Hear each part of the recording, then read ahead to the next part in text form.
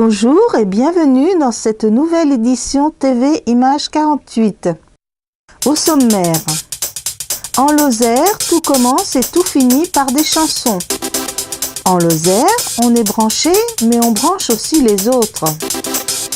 En Lozère, il n'y a pas de saison pour fêter le tourisme. En Lozère, on peut assister à un conseil municipal peu banal. Cœur de Lozère, cela vous dit quelque chose? Alors écoutons.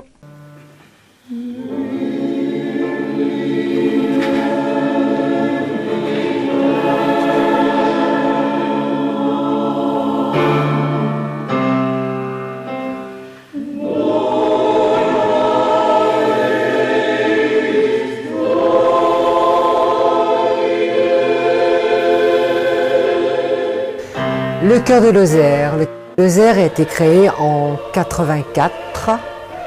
Je l'ai dirigé à partir de 87. Nous avons un répertoire classique, éclectique, qui va de l'oratorio à l'opéra et aux mises en scène. Nous faisons en général 4, 5, 6 concerts par an avec un très gros répertoire depuis 87, comme vous pouvez imaginer. Donc, nous sommes une quarantaine, cinquantaine de membres actifs chaque 15 jours. Nous venons travailler à Florac et nous avons aussi des anciens qui sont près de moi, qui j'espère diront un mot de la création de cette chorale qui réunissait tous les choristes de Lozère qui venaient donc de toutes les villes et villages avoisinants. Effectivement, maintenant, beaucoup de chorales se sont créées dans les petits villages, ce qui est très bien, mais ce qui a réduit un petit peu le nombre de notre chœur, mais parce que nous avons aussi un répertoire quelquefois un petit peu difficile, donc qui rebute des fois un choriste, et c'est vraiment dommage parce qu'avec de la bonne volonté, on arrive à tout. Et vous voyez, avec le chœur, on a fait des choses extraordinaires. Donc, je suis à la chorale depuis 1984 et effectivement nous avons un répertoire très comment dire, Marie-Claude, assez difficile effectivement, oui. Mais je suis ravie de faire partie de cette chorale et nous réunissons tous les 15 jours, voilà, pour répéter.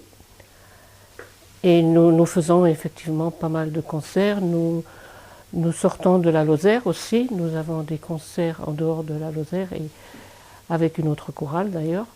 Et ça nous permet des rencontres très agréables. Alors pour ma part, je suis au Chœur de Lozère depuis novembre 1996. Ça fait maintenant un petit bout de temps. Je suis très heureux et très fier. J'ai assuré la trésorerie pendant 5-6 ans. Et actuellement, je suis donc le président du chœur. Ça fait la 5e année. Alors nos projets sont assez variés. Nous avons déjà une collaboration avec l'association du Mans de Volterra et nous allons nous rendre donc en Italie du 18 au 21 avril. Et là-bas, nous allons donner le Requiem de Fauré. Nous sommes très heureux de représenter à la fois la ville de Mende et le département de la Lozère. Et nous terminerons notre périple à Florac le 5 août avec la Mozart, le Vêpres d'un confesseur, et le chœur d'homme du Languedoc-Roussillon avec le même programme qu'à Marvejols, c'est-à-dire le Requiem de Cherubini. Là, c'est piano, hein.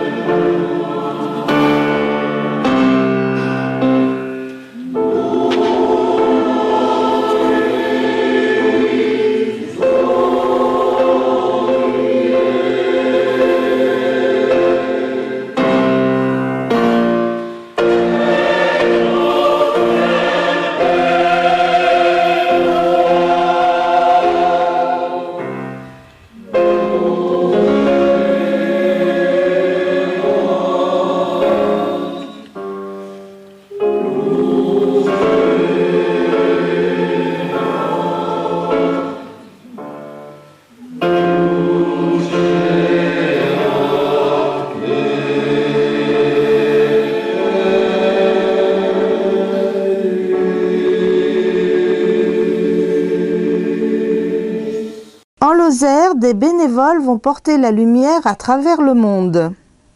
Que la lumière soit. Le 12 janvier 2010, la terre tremblait ici à Haïti, faisant plusieurs centaines de milliers de morts et plus d'1 million de réfugiés. Les bénévoles d'Électriciens sans frontières furent parmi les premiers à arriver sur place. Leur mission, éclairer les recherches dans les décombres, mais aussi alimenter des hôpitaux improvisés ou encore permettre à des milliers de réfugiés de retrouver la lumière, souvent question de survie. Alors, Électriciens sans frontières est une ONG nationale qui a été créée en 1986. La plupart des bénévoles de cette association sont issus d'EDF, mais pas que. Hein, il y a des retraités et des agents actifs d'EDF. Notre action, c'est du développement avec l'énergie électrique auprès de pays en voie de développement. On est généralement en soutien d'une association qui est en train de réaliser un projet d'école, de dispensaire. Voilà. Et donc, nous, on amène notre technique électricité pour répondre aux besoins. Hein. Donc, dans les projets, c'est 70% de travail pour trouver la technique, les financements, bien sûr, c'est la partie la plus importante. Et puis, on part réaliser le projet et le mettre en œuvre. Il y a aussi des actions du type urgence, par exemple à Haïti, où on est parti travailler auprès de grandes ONG comme Médecins sans frontières, la Croix-Rouge ou Médecins du Monde, pour les aider dans la partie électrique, c'est-à-dire amener notre soutien logistique en électricité. On a un projet qui est en cours avec une association qui s'appelle Kédissa et qui est connue en Lozère, qui est une association lozérienne.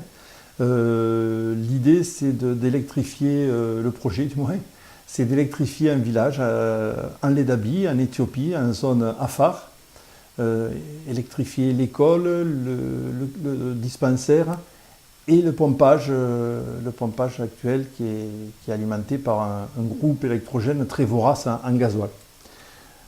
Pour ce faire, eh bien, on a aussi, en même temps, on avait des pourparlers avec le lycée Peytavin qui souhaitait établir un partenariat avec nous.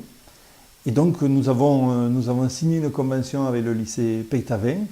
Et si tout se passe bien, si les financements que nous avons demandés se réalisent, on va partir donc faire cette mission avec 6 élèves du lycée Peytavin et leurs professeurs. Et c'est eux qui réaliseront eux-mêmes l'installation à Ledabi, avec le soutien de 2 bénévoles d'Électriciens sans frontières. Voilà, ça c'est un gros projet qui devrait se réaliser au mois de mai 2012. En Lozère, on prépare déjà l'arrivée de l'été et on va faire la fête. Où ça? Eh bien là. Le pays Gorge-Cos-Cévennes, qui regroupe les 5 communautés de communes du sud de la Lozère, qui va aussi bien de Méruès, Saint-Énimie jusqu'à Florac et la vallée française, organise cette année la première fête du tourisme.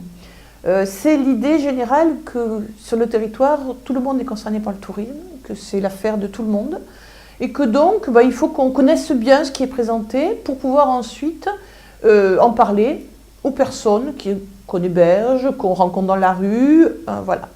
Donc on organise sur une journée entière, le dimanche 1er avril, à Masdeval, sur le Cosméjean, une manifestation qui se veut quand même, somme toute, assez festive, et qui, pour cette première année, sera sur le thème de l'inscription du patrimoine, au patrimoine humanité, de l'agropastoralisme Cos-Cévennes. Fil conducteur de cette journée, dont on parlera notamment à travers une exposition, mais également dans cette journée, donc un grand marché, producteurs, artisans, beaucoup de démonstrations, donc également tournant bien sûr sur notamment le travail de la laine. Et puis des animations proposées notamment par le Parc national des Cévennes, autour de lecture de paysages, beaucoup autour justement de l'agropastoralisme, proposé également par Cévennes Écotourisme, qui sont nos partenaires.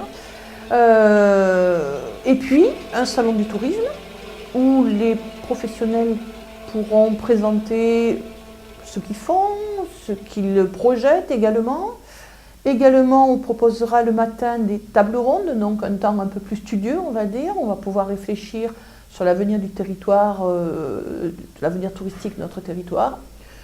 Mais bien sûr, on n'a pas oublié les enfants. Il y aura un espace enfant, il y aura des animations musicales, un repas à midi proposé par l'auberge de la Grive, qui est installée sur le COS Méjean et qui est café de pays en plus.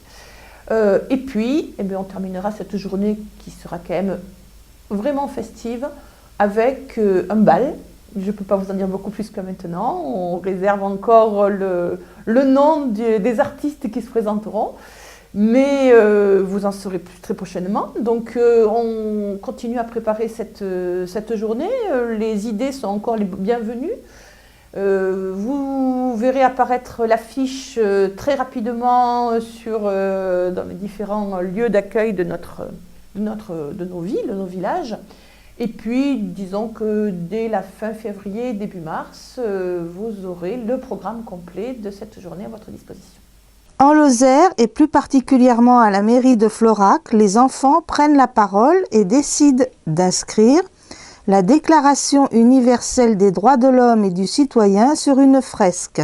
Une fresque à l'école Suzette Agulon de Florac, réalisée par quelques 150 enfants sur la thématique des droits de l'homme. Pas une simple histoire, c'est un vaste travail qui va s'élaborer donc tout au long de cette année, qui a déjà démarré en fait depuis septembre avec des petits ateliers et qui va voir sa réalisation donc dès lundi prochain, c'est-à-dire sa réalisation sur grand format. Bien. Tout d'abord, le quorum étant atteint, l'Assemblée peut valablement délibérer. Je déclare la séance ouverte. Donc, je ne lirai pas le compte rendu du dernier conseil municipal. Je vous laisse la parole parce que puis après, on a des élections à faire. Voilà, il s'agit en fait de délégués, donc des représentants eux aussi qui ont été élus, qui représentent donc l'ensemble des élèves de l'école Suzette Agulon et Simone Serrière. Voilà, merci, ça marche. Ouais. Donc 150 élèves intéressés sur un projet de fresque. Donc forcément, ça réclame une certaine organisation. Qui fait quoi? Comment? Ça oblige aussi à tenir compte des capacités des élèves en art plastique, à savoir la maîtrise du geste, la maîtrise de graphisme, la maîtrise, etc. On va vous présenter une maquette au final, et ce qu'on souhaiterait, parce que les enfants, c'est pour ça que les enfants sont là, c'est qu'on voudrait avoir votre accord pour pouvoir effectivement engager les travaux. Je rappelle que si vous êtes d'accord, on engage les travaux dès lundi. Si vous n'en êtes pas d'accord, on réfléchira, on reviendra lundi vous voir. On verra. Donc le but du jeu, et ils en sont très conscients, c'est faire en sorte que vous soyez d'accord. Alors ça va vous paraître au début un petit peu décousu, mais qu'est-ce qu'il fait? Ils montrent plein de dessins et on ne comprend pas pourquoi. Un parapluie, ça sert à se protéger. Et les droits de l'homme, ça sert à quoi? À protéger les jambes. Donc, vous avez là vu la démonstration tout de suite à vos yeux, évidente. Le parapluie est un symbole qui permet de protéger les individus, que ce soit des individus seuls ou des groupes d'individus. Voilà le projet. Alors ça va être une maquette. Une maquette qui est donc au format du mur en question. Je rappelle que la longueur, c'est 14 mètres sur un peu plus de 2 mètres. D'accord?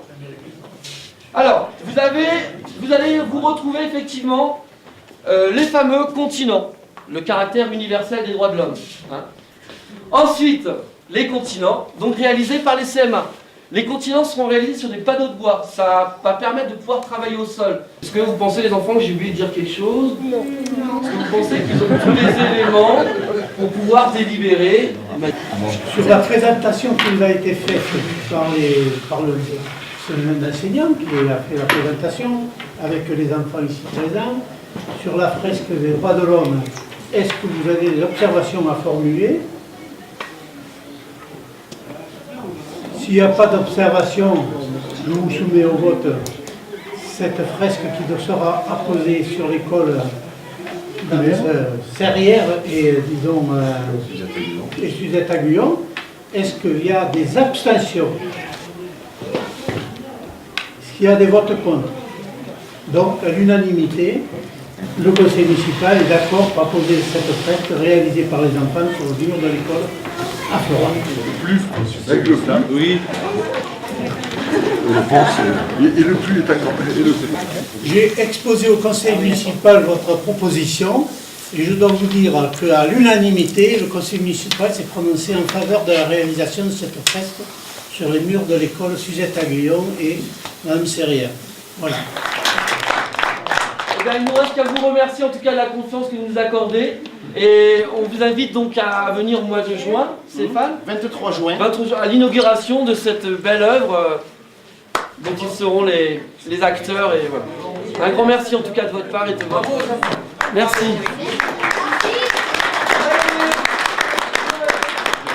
Après le chœur de Lozère, un autre chœur, mais un chœur tout jeune, tout neuf, et qui bat déjà très bien, en mesure. Oh, enfant, 1, 2, 3, 4. Enfant de toutes les couleurs, rassemblés aux belles et aux joies, unis pour la première fois, nous serons vainqueurs.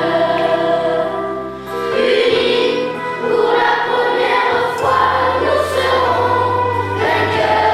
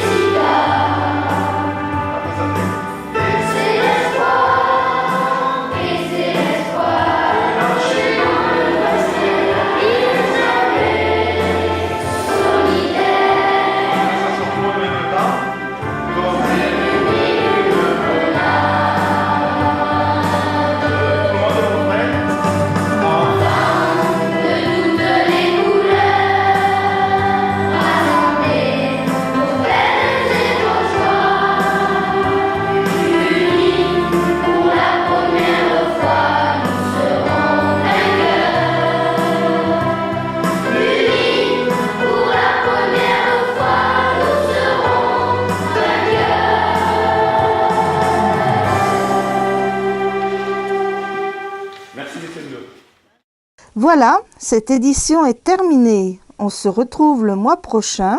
N'oubliez pas, même lieu, même heure. Au revoir.